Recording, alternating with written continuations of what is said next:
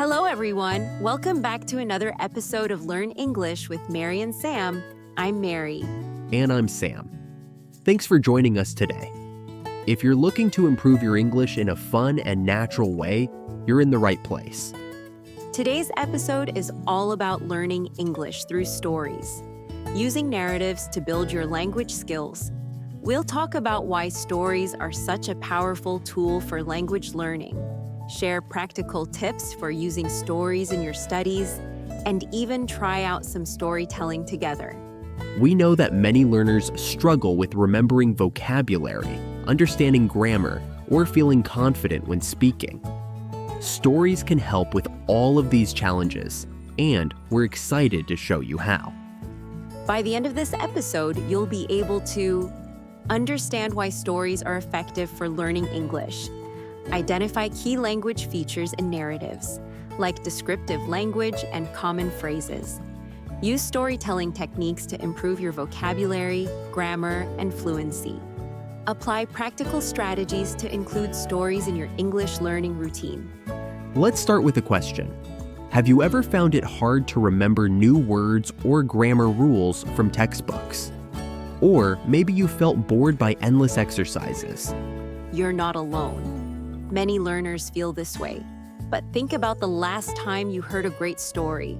Maybe a movie, a book, or even a friend sharing something funny. You probably remember the details, the emotions, and even the words people used. That's the magic of stories.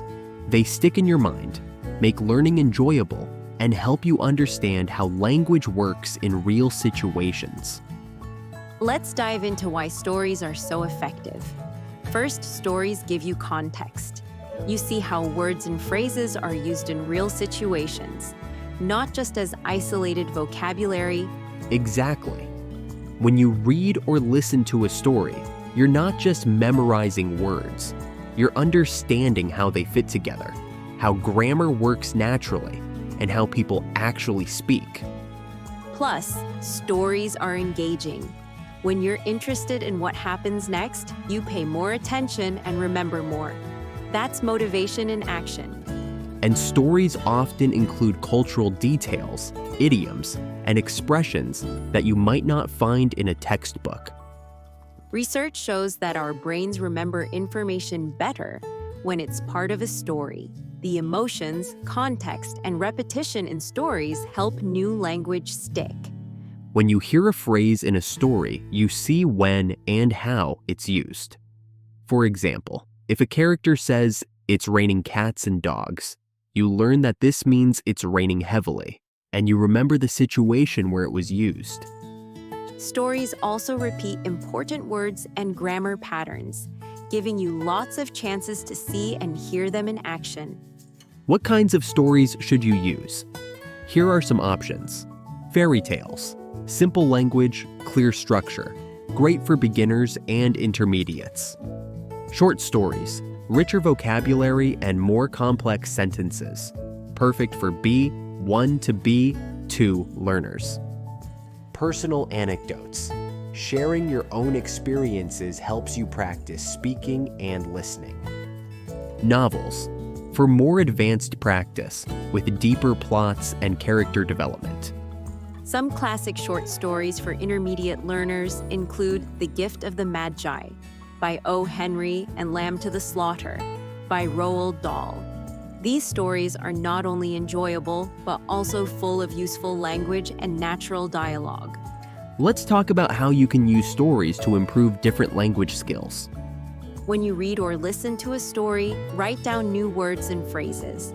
Notice how they're used in sentences. For example, in The Necklace by Guy de Maupassant, you might see phrases like in a hurry or full of excitement. Try to use these phrases in your own sentences. Stories also show you grammar in context. Instead of memorizing rules, you see how grammar works naturally. For example, you'll notice how past tense verbs are used to describe events, or how adjectives add detail. It was a beautifully prepared meal. Listening to stories helps you get used to the sounds and rhythms of English. You can listen to audiobooks, podcasts, or even your friends telling stories. Try to notice how words are pronounced and where the speaker pauses. If you're reading aloud, focus on speaking clearly and with expression.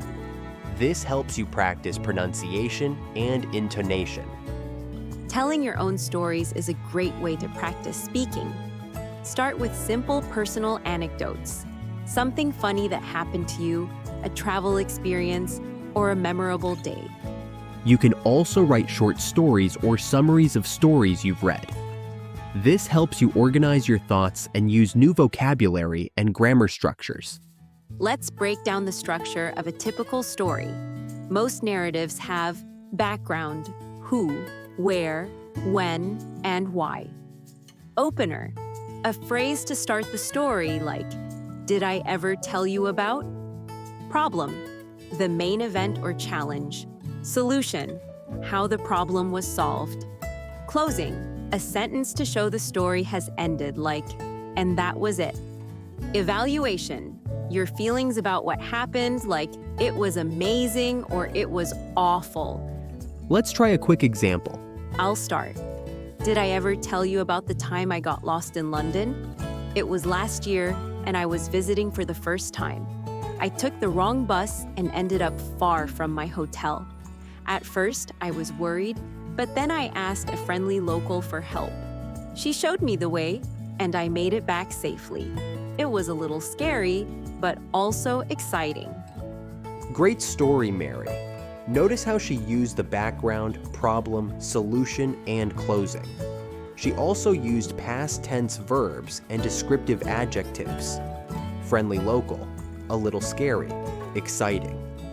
When telling stories, it's natural to use certain features like disfluencies, small pauses or hesitations like well, or repeating words.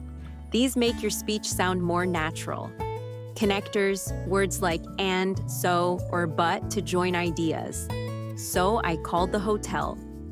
Fillers, phrases like, you know, I mean, or let me think. Direct speech, quoting what someone said like, and she said, don't worry, I'll help you. You can also use back-channeling to show you're listening, with phrases like right, wow, exactly, or poor you. Those are common in English conversations and help make your storytelling interactive. Here are some tips to make the most of stories in your learning. Choose stories at your level. Start with simpler stories and move to more complex ones as you improve. Listen and read at the same time. This helps you connect spoken and written forms of words. Summarize stories. After reading or listening, try to retell the story in your own words. This improves your speaking and writing skills. Notice new vocabulary. Write down new words and look them up. Try to use them in your own sentences. Discuss stories. Talk about the story with a friend or in a study group. Share your opinions and ask questions. Practice telling your own stories. Use the narrative structure we discussed. Don't worry about making mistakes. Focus on communicating your ideas. Stories often include cultural information, how people greet each other, what they eat, or how they solve problems. Pay attention to these details to learn more about English-speaking cultures. A common mistake is trying to translate stories directly from your native language. Instead, focus on how English speakers tell stories, the expressions they use, the order of events, and the way they describe feelings. Another tip, don't worry if your story isn't perfect. Even native speakers use fillers, make small mistakes, or change their minds while telling a story. What matters is communicating your message and enjoying the process. Let's recap what we've covered today. Stories are a powerful tool for learning English because they provide context, motivation, and cultural insights. You can improve vocabulary, grammar, pronunciation, and fluency by reading, listening to, and telling stories. Use the structure of a narrative: background, opener, problem, solution, closing, and evaluation to organize your stories. Practice with stories at your level, summarize them, and share your own experiences to build confidence and skill. Remember, learning through stories is enjoyable and effective. The more you practice, the more natural your English will become. Here are some exercises you can try after this episode. Choose a short story in English and read it. Write a summary in your own words. Listen to an English story podcast or audiobook. Note down new words or phrases. Tell a personal story using the narrative structure we discussed. Record yourself and listen for areas to improve. Share your favorite story in the comments. What did you learn from it? And if you want to challenge yourself, try retelling the same story in less time each time, as this helps with fluency and confidence. Thank you so much for joining us today on Learn English with Mary and Sam. We hope you're inspired to start learning English through stories. If you enjoyed this episode, please like, comment, and subscribe to our channel. Share your experiences or practice stories in the comments. We love hearing from you. Don't forget to check out our upcoming episodes, where we'll explore more fun and practical ways to improve your English. Until next time, keep learning and keep telling your stories.